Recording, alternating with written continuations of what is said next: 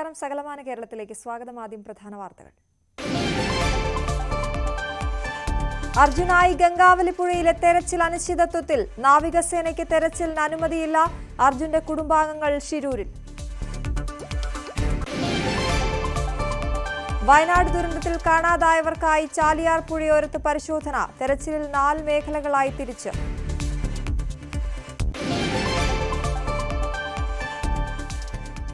മണ്ണിടിച്ചിൽ ഭീതിയിൽ പള്ളിക്കര.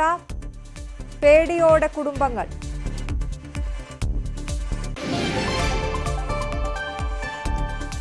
സംസ്ഥാനത്ത് അതിശക്തമായ മഴ തുടരുമെന്ന് കേന്ദ്ര കാലാവസ്ഥാ വകുപ്പിന്റെ മുന്നറിയിപ്പ്. പത്തനംതിട്ട, ഇടുക്കി ജില്ലകളിൽ ഓറഞ്ച് അലർട്ട്. 8 ജില്ലകളിൽ yellow alert. Thrissur Panjal government higher secondary സ്കൂളിൽ റാഗിംഗ് എന്ന് പരാതി. വിദ്യാർത്ഥികൾക്ക് ക്രൂരമർദ്ദനമേറ്റെന്ന് പരാതി. 5 വിദ്യാർത്ഥികൾ ചികിത്സ തേടി.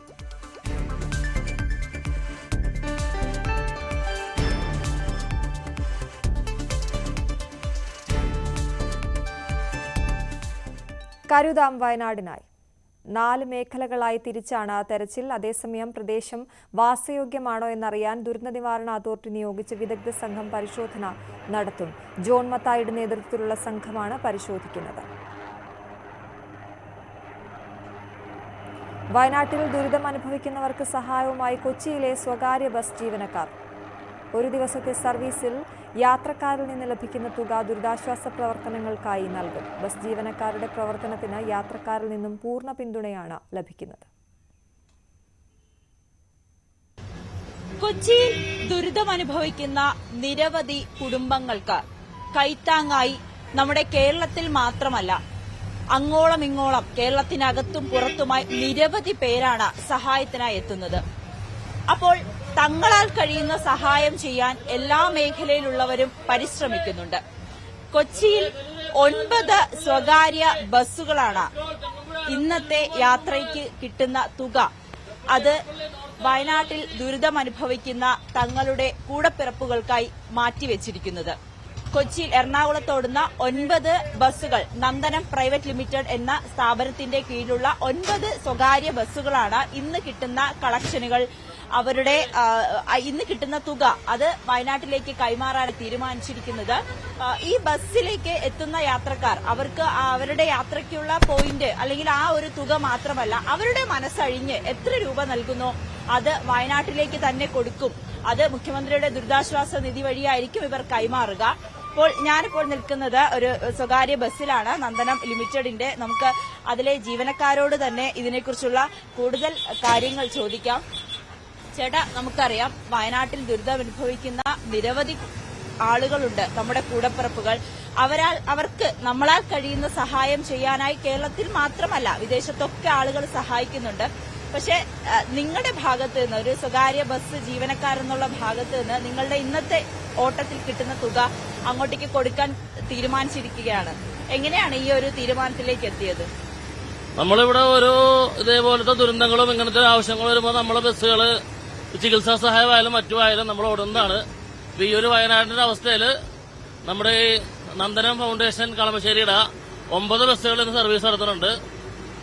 ഏകദേശം എത്ര രൂപയായിരിക്കും നമുക്ക് സാധാരണ ഒരു പൊതുവേ ഒരു 20 രൂപക്കടുത്തൊക്കെ നമുക്ക് പറയാൻ പറ്റില്ല. നമുക്കിപ്പോ ലാസ്റ്റ് നമ്മൾ കണക്ക് കൂട്ടിയിട്ടില്ല, ലാസ്റ്റ് നമുക്ക് അറിയുള്ളൂ. ആൾക്കാരൊക്കെ മോശമാത്ര രീതിയിൽ സഹകരിക്കുന്നുണ്ട്. അതായത് നമ്മുടെ ഇറങ്ങേണ്ട പോയിന്റുകളുടെ തുകയല്ലാണ്ട് അധിക തുക ഇടുന്നവരും, ഒന്നെങ്കിൽ ബസ് ചാർജ്, ടിക്കറ്റ് ചാർജ്, അല്ലെങ്കിൽ അവർക്ക് ആ സംഭാവന തരാം. നേരത്തെ നമ്മൾ മറ്റു ആവശ്യ സാധനങ്ങളായ അരി, മറ്റു സാധനങ്ങൾ നമ്മൾ നേരത്തെ തന്നെ നൽകിയിട്ടുണ്ട്. ഇന്നാണ് ഇപ്പൊ നമ്മുടെ വണ്ടികൾ ഓടുന്നത്. മുഖ്യമന്ത്രിയുടെ ദുരിതാശ്വാസ നിധി വഴി തന്നെയായിരിക്കും ഇത് കൊടുക്കുക. അതിനെ കുറിച്ച് ഡീറ്റെയിൽ അറിയില്ല, നമ്മൾ ഓണറിന്റെ ഇതിലാണ്. എന്താണ് ഈ ബസ് ചാർജ് അല്ലാണ്ട് കൂടുതൽ തുകകളൊക്കെ ആളുകൾ തരുന്നുണ്ടല്ലേ? തരുന്നുണ്ട്, നല്ല രീതിയിൽ തരുന്നുണ്ട്. ഈ ഒരു സംരംഭത്തിന് എല്ലാവരുടെയും ഭാഗത്തു നിന്ന് വലിയ രീതിയിലുള്ള എന്താണ് പറയാ, എല്ലാവരും ഭയങ്കരമായിട്ട് അവരെങ്ങനെയും സഹായിക്കുക, അവരെങ്ങനെയും ഇതാക്കുക എന്നുള്ള ഇതിലാണ് യാത്രക്കാരെല്ലാരും ഇതാക്കുന്നത്. രാവിലെ മുതലായിട്ട് നല്ലൊരു ഇതാണ് അവരുടെ ഭാഗത്ത് ഉണ്ടാകുന്നത്. ഈ ബസ് ഏത് റൂട്ടിലാണ്? ഇത് നമ്മളിപ്പോ ഏലൂര് ഗാന്ധിനഗറാണ്. ഗാന്ധിനഗർ ബാക്കി 9 ബസ്സുകളും നമ്മുടെ 9 വണ്ടികളുണ്ട്. നമ്മൾ പല റൂട്ടുകളായിട്ടാണ് ഓടുന്നത്. എല്ലാം ഏലൂർ വണ്ടികൾ തന്നെയാണ്. ഇന്ന് ഒരു ദിവസത്തെ കളക്ഷൻ ഇന്നൊരു ദിവസത്തെ കളക്ഷനാണ്. മൊത്തം എല്ലാ വണ്ടികളുടെയും ഒരു ദിവസത്തെ കളക്ഷൻ നമ്മൾ ഇതിലേക്ക് കൊടുക്കാം. അതെ, ഈ ബസ് ജീവനക്കാർ നടത്തുന്ന വലിയൊരു ലക്ഷ്യം തന്നെയാണ്. അത് നിറവേറട്ടെ എന്ന് നമ്മളും ആഗ്രഹിക്കുന്നുണ്ട്. കാരണം നമുക്കറിയാം, വയനാട്ടിൽ അവർക്ക് സ്ഥിരമായിട്ടുള്ള ഒരു വീട് വേണം, അല്ലെങ്കിൽ അവർക്കൊരു ജോലി വേണം. ഇതിനെല്ലാം നമ്മളാൽ കഴിയുന്ന രീതിയിലുള്ള വലിയ ഒരു സംഭാവന, ചെറിയൊരു തുക ആയിക്കോട്ടെ, പക്ഷേ അത് വലിയ രീതിയിൽ നാളത്തേക്ക് അവർക്ക് വലിയ രീതിയിൽ ഗുണമാകട്ടെ എന്ന് നമ്മളും ആഗ്രഹിക്കുന്നുണ്ട്. ചേട്ടാ, ഈ ഒരു വയനാട്ടിലേക്കുള്ള ഇന്ന് ഈ ബസ്സിൽ നിന്ന് പിരിച്ചു കിട്ടുന്ന കാശ് വയനാട്ടിലുള്ള ദുരിതം അനുഭവിക്കുന്ന നമ്മുടെ കൂടപ്പിറപ്പുകൾക്കുള്ളതാണ്. അതിലെ ഒരു ചെറിയ ഭാഗമാകാൻ കഴിഞ്ഞതിൽ സന്തോഷമുണ്ട്. നമ്മളെ ബസ് ചാർജ് അല്ലാതെ അധികം തുക ഇടുന്ന ആളുകളും ഉണ്ടെന്ന് പറയുന്നു. ഞങ്ങളിപ്പോ ഇതിപ്പോ രണ്ടാമത്തെ വണ്ടിക്ക്, ഫസ്റ്റ് വണ്ടിക്കും കൂടെ എറണാകുളത്ത് ഹോസ്പിറ്റലിൽ ഞങ്ങൾ കൊടുത്തതാണ്. ഇപ്പൊ ഈ വണ്ടിക്കും കൊടുത്തു. സന്തോഷത്തോടെ സന്തോഷം. നമ്മുടെ ദുരിതം അനുഭവിക്കുന്നവർ നമ്മുടെ ആളുകൾ കൂടിയാണ്. നമ്മുടെ രക്തബന്ധം തന്നെ അവരെല്ലാവരും അങ്ങനെയാണ് കൊടുത്തത്. അങ്ങനെ ചെറിയ തുക ആയിക്കോട്ടെ കൊടുക്കുന്നതിൽ വളരെ സന്തോഷമാണ് ആളുകൾക്ക്. തങ്ങളാൽ കഴിയുന്ന രീതിയിൽ ഇത്തരത്തിലൊരു സഹായം ചെയ്യുന്നത് സന്തോഷത്തോടുകൂടിയാണ് പറയുന്നത്. നമുക്ക് കൂടുതൽ ആളുകളോട് ചേച്ചി, ഇന്ന് വയനാട്ടിലേക്കാണ് എത്തുന്നത്. അതിൽ സന്തോഷമുണ്ടോ? അതിന്റെ ഒരു ഭാഗമാകാൻ കഴിഞ്ഞു? സന്തോഷമുണ്ട്. സന്തോഷമുണ്ട്, തീർച്ചയായിട്ടും. ഇതിന്റെ ഒരു ഭാഗമാകാൻ കഴിഞ്ഞു. അങ്ങനെ എല്ലാ യാത്രക്കാരും വലിയ സന്തോഷത്തിലാണ്. തങ്ങൾക്കും ഇതിന്റെ ഒരു ഭാഗമാകാൻ കഴിഞ്ഞതിൽ, തങ്ങളാൽ കഴിയുന്ന ഒരു സഹായം വയനാട്ടിലെ നമ്മുടെ ആളുകൾക്ക് കൊടുക്കാൻ കഴിഞ്ഞതിൽ വളരെ സന്തോഷം തന്നെയാണ്. ഒപ്പം ഈ ഒരു ബസ് ജീവനക്കാരുടെ ഈ ഒരു ഉദ്യമത്തിനും അതിനും വലിയ പിന്തുണ തന്നെയാണ് ലഭിക്കുന്നത്. ക്യാമറാമാൻ മനോജ് കുമാറിനോടൊപ്പം നവമി ദിനേശ്, ന്യൂസ് 18 കൊച്ചി. ദുരന്തമേഖലയിലെ രക്ഷാപ്രവർത്തകർക്കായി മുഹമ്മദ് അലിയും സുഹൃത്തുക്കളും ചേർന്ന് തയ്യാറാക്കുന്ന ഭക്ഷണത്തിൽ കണ്ണീരിന്റെ ഉപ്പുരസം കൂടി കലർന്നിട്ടുണ്ട്. മഹാദുരന്തത്തിൽ 35 ഉറ്റ ബന്ധുക്കളെ ഒറ്റ രാത്രി കൊണ്ട് നഷ്ടമായതിന്റെ വേദന കടിച്ചമർത്തിയാണ് കരുതലിന്റെ പാചകപ്പുരയിൽ ഇവർ കാരുണ്യത്തിന്റെ ഭക്ഷണം തയ്യാറാക്കുന്നത്. ഇടറിയ സ്വരത്തിൽ കരഞ്ഞു കലങ്ങിയ കണ്ണുകളുമായി അനുഭവങ്ങൾ വിവരിക്കുമ്പോൾ വാക്കുകൾ കിട്ടുന്നുണ്ടായിരുന്നില്ല മുഹമ്മദ് അലിക്ക്. രക്ഷാദൌത്യത്തിനായി ഓരോ ദിവസവും 100 കണക്കിന് വാഹനങ്ങൾ കഴിഞ്ഞ 2 ആഴ്ചയിലധികമായി പോകുന്ന ഒരു വഴിയാണിത്. ഇവിടെ എത്തുമ്പോൾ വാഹനങ്ങളൊക്കെ സ്ലോ ചെയ്യും. മറ്റൊന്നിനും വേണ്ടിയല്ല. ഇവിടെ എപ്പോഴും രാവിലെയും ഉച്ചയ്ക്കും വൈകിട്ടുമൊക്കെ ഇവിടെ നിന്ന് രക്ഷാദൌത്യം കഴിഞ്ഞ് ക്ഷീണിച്ച് മടങ്ങുന്നവർക്കും അവിടേക്ക് പോകുന്നവർക്കുമെല്ലാം ചായയും കടിയും വിശപ്പകറ്റാനുള്ള മറ്റ് ഭക്ഷണങ്ങളും ഒക്കെ നൽകുന്ന ഒരു ചെറിയ കൂട്ടായ്മയുണ്ട് ഇവിടെ. ഇവരെക്കുറിച്ച് കൂടി പറയാതെ പോയാൽ ഈ രക്ഷാദൌത്യത്തിൽ ഒരു നാടിനെ ചേർത്ത് നിർത്താനായി അവർ നടത്തിയ ഉദ്യമങ്ങൾ അത് പൊതുസമൂഹം അറിയാതെ പോയാൽ അതൊരു വലിയ കുറവ് തന്നെയാകും.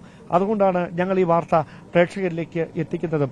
ഇവിടെ നമുക്കറിയാം, വയനാട് വിനോദസഞ്ചാര മേഖലയിൽ വലിയ തരത്തിലുള്ള ഒരു കുതിച്ചുചാട്ടം നടത്തിക്കൊണ്ടിരിക്കുന്നതിനിടയിലാണ് ഇങ്ങനെയൊരു ദുരന്തമുണ്ടാകുന്നത്. പക്ഷേ ആ ദുരന്ത സമയത്ത് ഇവിടെ ഉണ്ടായിരുന്ന ജീപ്പ് ഡ്രൈവേഴ്സ്, ട്രക്ക് ഡ്രൈവേഴ്സ്, അതോടൊപ്പം തന്നെ റിസോർട്ട് ഉടമകൾ അവരൊക്കെ ചേർന്നുകൊണ്ട് ഈ രക്ഷാദൌത്യത്തിൽ ഏർപ്പെട്ടിരിക്കുന്ന ഉദ്യോഗസ്ഥർക്ക്, സന്നദ്ധ പ്രവർത്തകർക്ക് തങ്ങളാലാവുന്ന സഹായം എന്ന വണ്ണം കഴിഞ്ഞ 12 ദിവസമായി തുടർച്ചയായി പുലർച്ചെ 6 മണി മുതൽ രാത്രി വൈകിയും അർദ്ധരാത്രി വരെ നീളുന്ന ഈ ഭക്ഷണങ്ങൾ ഒരുക്കുന്ന പ്രവർത്തനങ്ങൾ കഴിഞ്ഞ കുറച്ചധിക ദിവസങ്ങളായി ഇവിടെ ഇങ്ങനെ തുടരുകയാണ്. അപ്പോഴെല്ലാം, അതായത് ഈ നമുക്കറിയാം, സർക്കാർ സംവിധാനങ്ങൾ അവിടേക്ക് എത്തിക്കുന്ന സഹായങ്ങൾക്ക് പരിമിതികൾ നേരിടും. കാരണം അത്രയധികം ആളുകൾ സംസ്ഥാനത്തിന്റെ അകത്തു നിന്നും പുറത്തു നിന്നും ഈ രക്ഷാദൌത്യത്തിൽ പങ്കാളികളാകുന്നതിന് വേണ്ടി ഇവിടേക്ക് എത്തുന്നുമുണ്ട്. സ്വാഭാവികമായ ആ ഒരു പശ്ചാത്തലത്തിലാണ് ഇങ്ങനെ ഒരു ഉദ്യമത്തിന് അവർ തുടക്കമിട്ടത്. അദ്ദേഹം അതിന്റെ ഒരു നടത്തിപ്പുകാരിൽ പ്രധാനിയാണ്. ചേട്ടാ, പേരെന്താണ്? പേര് മുഹമ്മദ് അലി. ഇത് എത്ര ദിവസമായി ഇവിടെ ഇങ്ങനെ? നമ്മൾ ഈ ഫസ്റ്റ് ഫ്ലഡ് തുടങ്ങി അന്ന് മുതൽ ഉച്ച മുതൽ ആരംഭിച്ചിട്ടുണ്ട്. ഉച്ചയ്ക്ക് ശേഷമാണ് ഇതൊക്കെ നമ്മളൊരു ഇതിൽ വന്നത്. ആളുകൾ കഴിഞ്ഞ 30-ാം തീയതി തുടങ്ങിയതാണിത്. ഫ്ലഡ് ഉണ്ടായ അന്ന് മുതൽ ആളുകൾ വെള്ളത്തിനും കുടിവെള്ളത്തിനൊക്കെ വളരെയധികം കഷ്ടപ്പെട്ട്. അപ്പോ പിറ്റേ ദിവസം നമ്മള് പിന്നെ ഈ തൊള്ളാരങ്കണ്ടി റിസോർട്ടിലെ കുറെ സ്റ്റാഫ്, അവരെ മുതലാളിമാരൊക്കെ ഇവിടെ നമ്മളെ എല്ലാവരും അവിടെ നിന്ന് പിന്നെ വെക്കേറ്റ് ചെയ്ത് ഇവിടെ ആയിരുന്നു. അപ്പൊ ഇവരൊക്കെ ഇവിടെ വെറുതെ ഇരിക്കുക. അപ്പൊ പിന്നെ നമുക്കൊരു ഫുഡ് ഉണ്ടാക്കി കൊടുത്താലോ എന്ന് ഇദ്ദേഹം പറഞ്ഞു. അപ്പൊ അങ്ങനെ നമ്മൾ അതിന്റെ വേണ്ട കാര്യങ്ങളൊക്കെ ചെയ്ത് അവർ സാമഗ്രികളൊക്കെ സംഘടിപ്പിച്ചന്ന് അവിടെ പോയി ഞങ്ങൾ പർച്ചേസ് ചെയ്ത് കൊടുന്നു.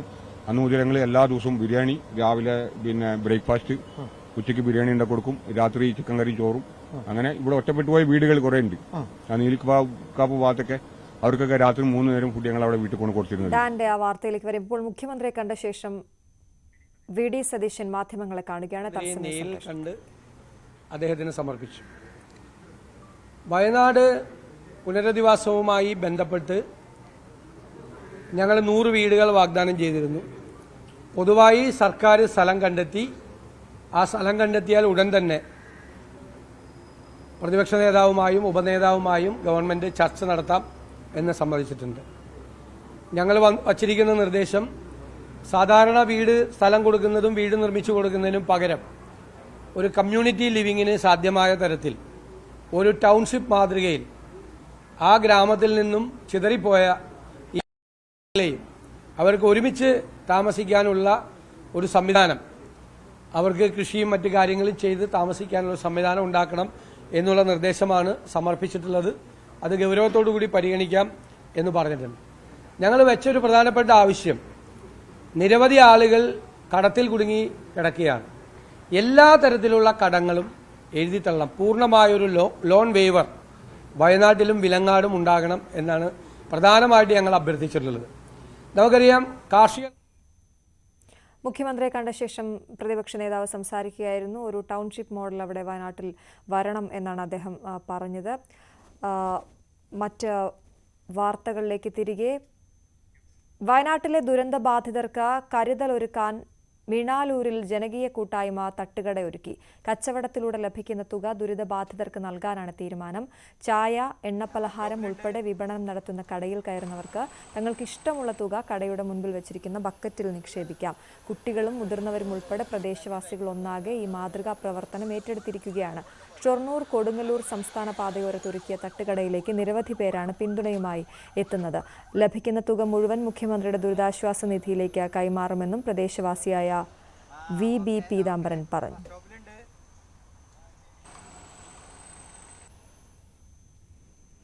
വയനാട് ദുരന്തത്തിന് ശേഷം മണ്ണിടിച്ചിൽ ഭീഷണിയിലുള്ള പല മേഖലകളും ഭീതിയുടെ നിഴലിലാണ്. എറണാകുളം പള്ളിക്കരയിൽ അടുത്തിടെ മണ്ണിടിഞ്ഞു വീണ് തകർന്ന കുടുംബവും അതിന്റെ ചുറ്റുപാടുള്ളവരും പേടിയോടെയാണ് ഓരോ ദിവസവും തള്ളി നീക്കുന്നത്.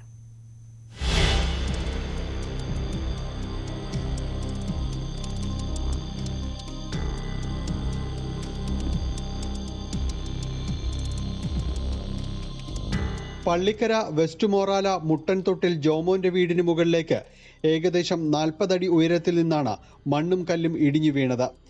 രാത്രിയുണ്ടായ അപകടത്തിൽ വീടിന്റെ പിൻവശം പൂർണ്ണമായും തകർന്നു. ജോമോന്റെ മക്കൾ പഠിച്ചുകൊണ്ടിരുന്ന മുറിയിലേക്കാണ് മണ്ണിടിഞ്ഞു വീണത്. ജോമോനും ഭാര്യയും മക്കളും വീട്ടിൽ നിന്ന് ഇറങ്ങി ഓടിയതിനാലാണ് ജീവൻ രക്ഷപ്പെട്ടത്.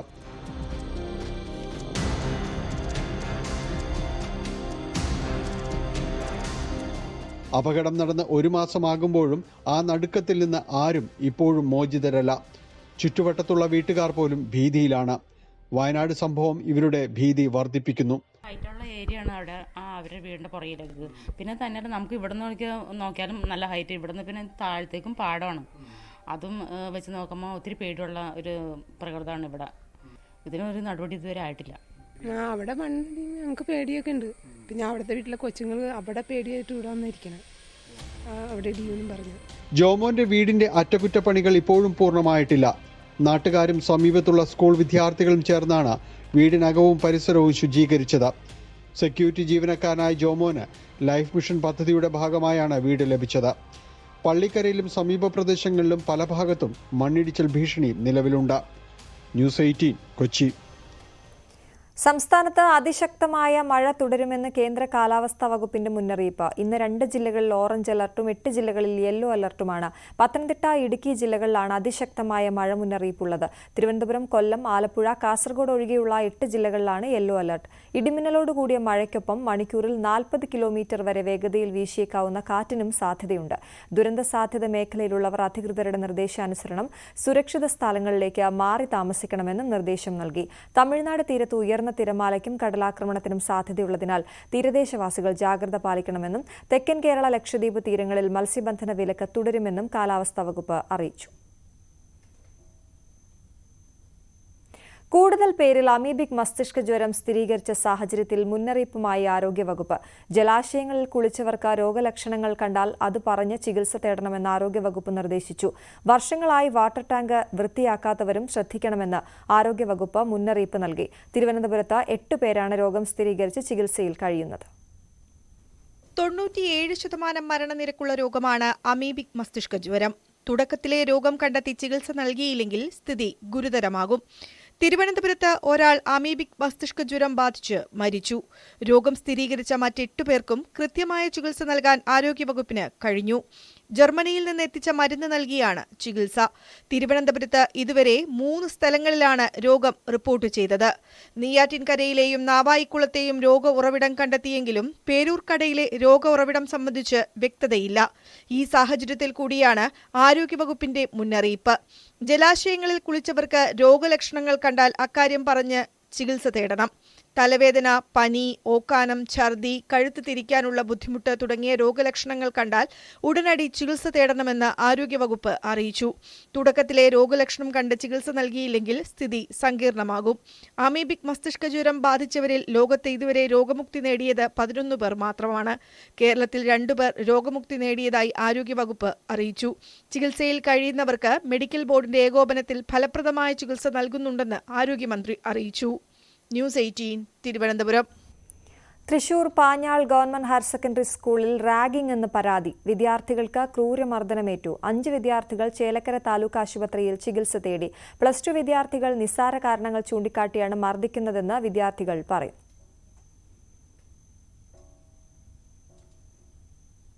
കേരളത്തിൽ ആദ്യമായി പൂർണ്ണമായും സ്റ്റീൽ കോൺക്രീറ്റ് കോമ്പോസിറ്റ് രീതിയിൽ നിർമ്മിക്കുന്ന ആദ്യ പാലം ഇന്ന് നാടിന് സമർപ്പിക്കും. കൊല്ലം ജില്ലയിലെ കരുനാഗപ്പള്ളി ശാസ്താംകോട്ട റോഡിൽ നിർമ്മിച്ച മാളിയേക്കൽ റെയിൽവേ മേൽപ്പാലം നിർമ്മാണം പൂർത്തിയായതോടെ പ്രദേശവാസികളുടെ ദീർഘകാലമായുള്ള ഗതാഗത പ്രശ്നത്തിനാണ് പരിഹാരമാകുന്നത്. ദീർഘകാലമായി മണിക്കൂറുകളോളം ലെവൽ ക്രോസിൽ കുടുങ്ങിക്കിടക്കുന്ന ജനങ്ങളുടെ യാത്രാ ദുരിതത്തിനാണ് പാലം തുറന്നുകൊടുക്കുന്നതിലൂടെ പരിഹാരമാകുന്നത്. ഇന്ന് വൈകിട്ട് 3 മണിക്ക് മന്ത്രി മുഹമ്മദ് റിയാസ് പാലം ഉദ്ഘാടനം നിർവഹിക്കും. പാലത്തിന്റെ നിർമ്മാണ പ്രവർത്തനങ്ങളെല്ലാം പൂർത്തിയാക്കി. ഭാരപരിശോധന നടപടികളും കഴിഞ്ഞ ദിവസങ്ങളിൽ നടന്നിരുന്നു. ഇത് സംബന്ധിച്ച അന്തിമ റിപ്പോർട്ടും അധികൃതർക്ക് ലഭിച്ചിട്ടുണ്ട്. റെയിൽവേ ക്രോസിന് മുകളിലായി റെയിൽവേ നേരിട്ട് നടത്തിയ നിർമ്മാണ പ്രവർത്തനങ്ങളുടെ അന്തിമ അറ്റകുറ്റപ്പണികളും അവസാനഘട്ട പെയിന്റിംഗ് ജോലികളും പൂർത്തിയാക്കിയാണ് പാലം ഉദ്ഘാടനത്തിന് തയ്യാറെടുക്കുന്നത്.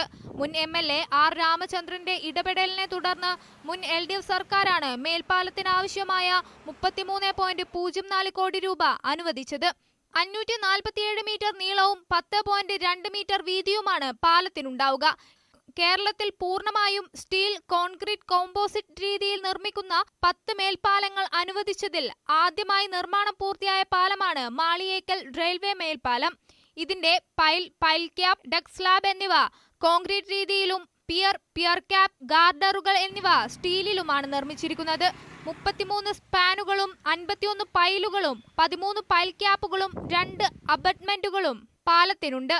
പാലത്തിനായി ഭൂമി ഏറ്റെടുക്കുന്നതിന് 11.8 കോടി രൂപയും മേൽപ്പാല നിർമ്മാണത്തിന് 26.58 കോടി രൂപയുമാണ് ചിലവഴിച്ചത്. മന്ത്രി KN ബാലഗോപാൽ അധ്യക്ഷത വഹിക്കുന്ന ചടങ്ങിൽ മന്ത്രി ചിഞ്ചുറാണി, കരുനാഗപ്പള്ളി MLA CR മഹേഷ് തുടങ്ങിയവർ പങ്കെടുക്കും. ന്യൂസ് 18 കൊല്ലം. വെള്ളക്കെട്ട് രൂക്ഷമായ കളമശ്ശേരി മൂലപ്പാടത്ത് ശാസ്ത്രീയ പരിഹാരത്തിന് നടപടി തുടങ്ങി. ഇതിന്റെ ഭാഗമായി ദേശീയപാത അതോറിറ്റിയുടെ പുഷ് ത്രൂ കൾവർട്ട് നിർമ്മാണം ഉടൻ ആരംഭിക്കും. ഒറ്റ മഴയിൽ മുങ്ങുന്ന സ്ഥലമായി കളമശ്ശേരി മേഖല മാറിയതിന്റെ അടിസ്ഥാനത്തിലാണ് നടപടികൾ തുടങ്ങിയത്. ആദ്യഘട്ടമെന്ന നിലയിൽ പൊതുമരാമത്ത് വകുപ്പിന്റെ പ്രവർത്തനങ്ങൾ പൂർത്തീകരിച്ചു. തുടർന്ന് ദേശീയപാത അതോറിറ്റി ഒരു പുഷ് ത്രൂ കൾവർട്ട് നിർമ്മിക്കുകയാണ്. 3 സ്ഥലങ്ങളിൽ അതോറിറ്റി നിർമ്മിക്കുന്ന കൾവർട്ടുകളിൽ ആദ്യത്തേതാണിത്. നിർമ്മാണ പ്രവർത്തനങ്ങൾ ആരംഭിക്കുന്നതിന് മുന്നോടിയായി മന്ത്രി P രാജീവ് സ്ഥലം സന്ദർശിച്ചു. 6 മാസത്തിനുള്ളിൽ കൾവർട്ട് പൂർത്തീകരിക്കാനാകുമെന്നാണ് പ്രതീക്ഷ. കഴിഞ്ഞ 30 വർഷത്തിലധികം നീണ്ടു നിൽക്കുന്ന പ്രശ്നമാണ് ഈ മൂലപ്പാടത്തെ വെള്ളക്കെട്ട്. അപ്പം അതിനുള്ള ശാസ്ത്രീയമായ ഒരു പരിഹാരത്തിനുള്ള ശ്രമമാണ് നടന്നുകൊണ്ടിരിക്കുന്നത്. ആദ്യഘട്ടം നിലയിൽ PWD വർക്ക് പൂർത്തീകരിച്ചു. ഇപ്പോൾ നാഷണൽ ഹൈവേ ഒരു പുഷ് പുൾ കൺവർട്ട് ഇവിടെ നിർമ്മിക്കുകയാണ്.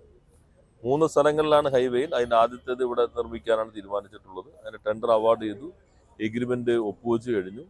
അതിനുള്ള പ്രത്യേകമായ ഡിസൈൻ തയ്യാറാക്കിക്കൊണ്ടിരിക്കുകയാണ്. ഇന്ന് അതിന് എഗ്രിമെന്റ് ഒപ്പുവെച്ചതിന് ശേഷമുള്ള ആദ്യത്തെ പരിപാടിയായിട്ടാണ് ഇന്നിവിടെ പ്രധാനപ്പെട്ട ആളിലെല്ലാം വന്നിട്ടുള്ളത്. അതോടൊപ്പം തന്നെ സാലീസ് റോഡ്, മൂലപ്പാടത്തിന്റെ നേരത്തെ തോട് ഇതെല്ലാം പുനഃസ്ഥാപിക്കുന്നതിന് വേണ്ടി ആ പ്രദേശത്തുള്ള സർവേ ഒരു ഭാഗം പൂർത്തീകരിച്ചിട്ടുണ്ട്. മറുഭാഗത്തേക്ക് കൂടി സർവേ കൊണ്ടുപോകണമെന്നാണ് ഉദ്ദേശിക്കുന്നത്. 3.5 കോടി രൂപ ചെലവഴിച്ചാണ് ദേശീയപാത അതോറിറ്റി പുഷ് ത്രൂ കൾവർട്ട് നിർമ്മിക്കുന്നത്. ദേശീയപാത അതോറിറ്റി, റെയിൽവേ, കൊച്ചി മെട്രോ, ജലവിഭവ വകുപ്പ്, പൊതുമരാമത്ത് വകുപ്പ് എന്നിവർ ചേർന്ന് സംയുക്ത പരിശോധന നടത്തിയാണ് നിർമ്മാണത്തിനുള്ള പദ്ധതി ആവിഷ്കരിച്ചത്. ന്യൂസ് 18 കൊച്ചി. തൃശൂർ ചേലക്കരയിൽ കളിക്കുന്നതിനിടെ ഷാൾ കഴുത്തിൽ കുടുങ്ങി വിദ്യാർത്ഥിക്ക് ദാരുണാന്ത്യം. 10 വയസ്സുകാരി എൽവിന റെജിയാണ് മരിച്ചത്. ഇന്നലെ രാത്രി 9 മണിയോടെയായിരുന്നു അപകടം. വീടിനുള്ളിലെ ജനലിൽ ഷാൾ കെട്ടി കളിക്കുന്നതിനിടെ ഷാൾ കഴുത്തിൽ കുടുങ്ങിയാണ് മരണം സംഭവിച്ചതെന്നാണ് നിഗമനം. Thiruvilwamala Punarjani Christ new life സ്കൂളിലെ 5ാം ക്ലാസ് വിദ്യാർത്ഥിനിയാണ് എൽവിന. ചേലക്കര പോലീസ് സ്ഥലത്തെത്തി മേൽനടപടി സ്വീകരിച്ചു. പാലക്കാട് ഓങ്ങല്ലൂർ കടപ്പറമ്പത്ത് കാവ് ഭഗവതി ക്ഷേത്രത്തിൽ പുനരുദ്ധരിച്ച നടപ്പന്തൽ സമർപ്പിച്ചു. Malabar Devaswom board president MR Murali ഉദ്ഘാടനം ചെയ്തു. വിശേഷാൽ ഭഗവത് സേവയും മഹാഗണപതി ഹോമവും നടന്നു.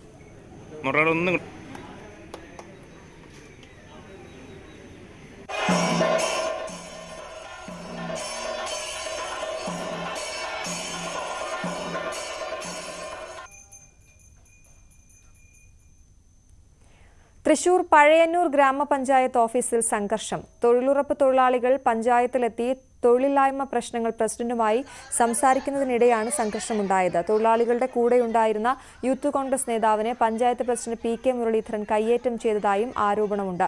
UDF panchayat president youth Congress നേതാവിനെ കയ്യേറ്റം ചെയ്തതായാണ് ആരോപണം.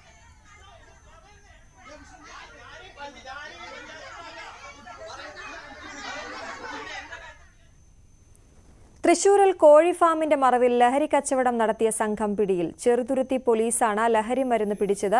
രഹസ്യവിവരത്തിന്റെ അടിസ്ഥാനത്തിൽ പള്ളം പള്ളിക്കൽ എക്സൽ കോഴി ഫാമിൽ നടത്തിയ പരിശോധനയിലാണ് ലഹരി കച്ചവടം കണ്ടെത്തിയത്. വാഹനത്തിൽ വിൽപ്പനയ്ക്കായി സൂക്ഷിച്ചിരുന്ന 1 ലോഡ് ഹാൻഡ്സ് ഉൽപ്പന്നങ്ങളും പിടികൂടി.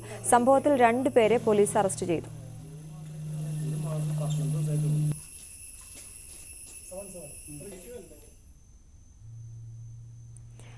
തിരുവനന്തപുരം കോട്ടൂർ വന്യജീവി സങ്കേതത്തിൽ ഗജദിനാഘോഷം നടന്നു. Agastya Vanam biological park forest conservator KN Shyam Mohanlal ഉദ്ഘാടനം ചെയ്തു. Wild life warden IS Suresh Babu ഉൾപ്പെടെയുള്ളവരും ഉദ്യോഗസ്ഥരും ഇവിടെ എത്തിയിരുന്നു. കേന്ദ്രത്തിലെ കുട്ടിയാനകൾ ഉൾപ്പെടെയുള്ള ആനകൾക്കാണ് ഭക്ഷണ വിതരണം നടത്തിയത്. ഒബ്സർവേഷനിലായതിനാൽ കൂടുകളിലാണ് ആനകൾക്ക് ഭക്ഷണം നൽകിയത്.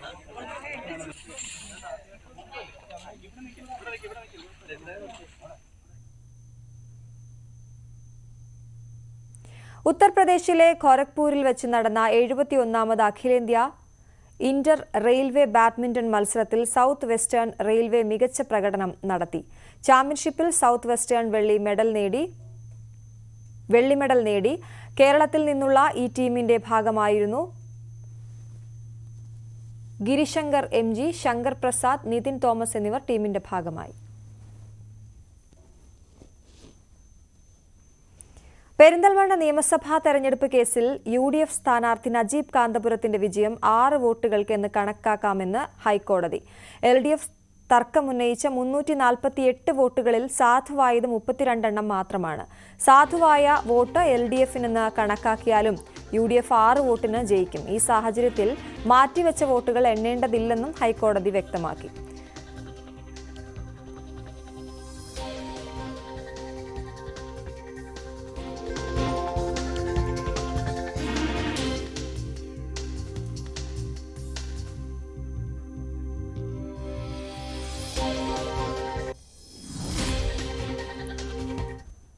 കർണാടകയിലെ ഷിരൂരിൽ മണ്ണിടിച്ചിലിൽ കാണാതായ കോഴിക്കോട് സ്വദേശി അർജുനായി ഗംഗാവലി പുഴയിലെ തെരച്ചിൽ അനിശ്ചിതത്വത്തിൽ. നാവികസേനയ്ക്ക് തെരച്ചിലിനായി അനുമതിയില്ല. അർജുന്റെ കുടുംബാംഗങ്ങൾ ഷിരൂരിലെത്തിയിട്ടുണ്ട്.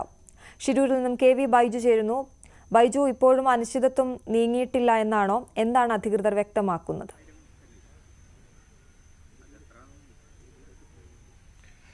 തീർച്ചയായും അശ്വതി, ഈ അനിശ്ചിതത്വം ഇപ്പോഴും തുടരുന്നുണ്ട് എന്ന് വേണം പറയാൻ. 9 മണിക്കായിരുന്നു നാവികസേന ഇത്തരത്തിൽ തിരച്ചിൽ ആരംഭിക്കുമെന്ന് പറഞ്ഞത്. പക്ഷേ നമുക്കിപ്പോൾ ഏറ്റവും ഒടുവിലായി മനസ്സിലാക്കാൻ സാധിക്കുന്നത് ജില്ലാ ഭരണകൂടം അനുമതി നൽകിയിട്ടില്ല എന്നാണ്. എന്തായാലും നാവികസേന ആസ്ഥാനത്ത് നമ്മൾ ബന്ധപ്പെടുകയുണ്ടായി. അവർ പറയുന്നത് ഇപ്പോഴും അവർ ഏത് സമയത്തും ഇവിടെ എത്താൻ തയ്യാറായി ഇരിക്കുകയാണ്.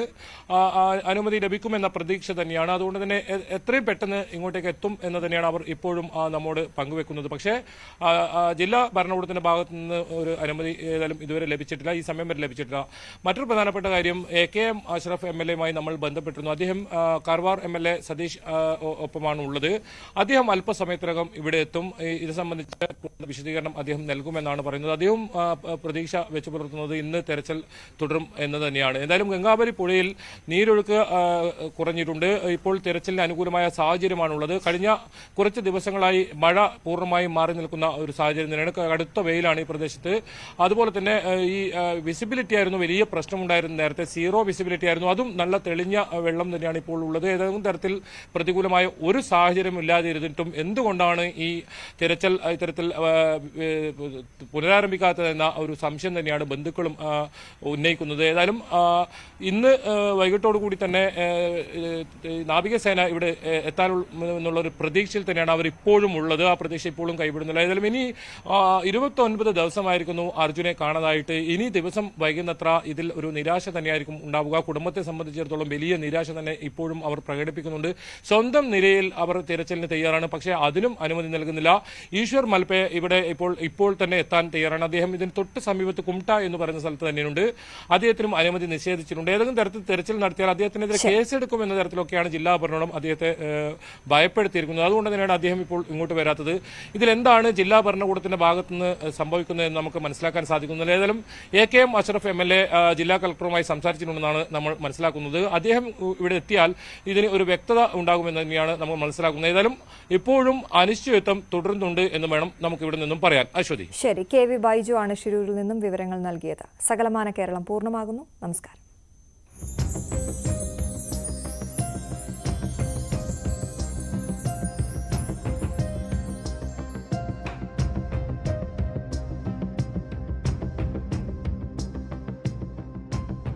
അതാണ്